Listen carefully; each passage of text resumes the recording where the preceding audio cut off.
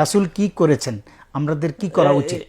বিষয়টি খুবই গুরুত্বপূর্ণ যে এটা তো আমার ইসলামিক কালচার। সাল্লাল্লাহু আলাইহি ওয়াসাল্লাম ঈদের দিন তিনি বিনোদনের ব্যবস্থা করেছেন। ঈদের দিন তার ঘরে ছোট মেয়েরা গান গেয়েছে।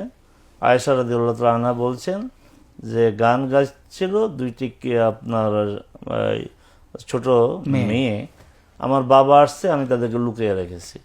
রাসূল সাল্লাল্লাহু আলাইহি ওয়াসাল্লাম তখন শুয়েছিলেন। আবু বকর একটু বিরক্ত হয়েছেন যে রাসূলের ঘরে গান।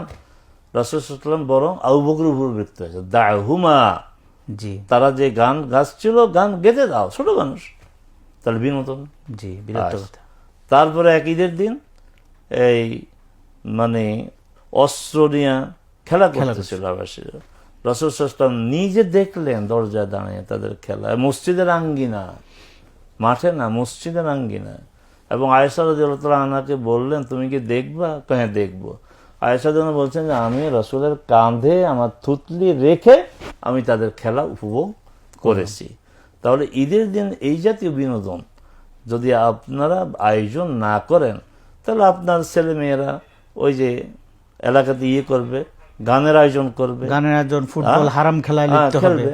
আপনি বিনোদনের আয়োজন করেন, জায়েজ পন্থায় বিনোদনের আয়োজন করবেন, বিভিন্ন প্রতিযোগিতা করেন, খেলাধুলা করেন, দৌড় প্রতিযোগিতা করেন, মসজিদগুলিতে আয়োজন হতে পারে মসজিদের।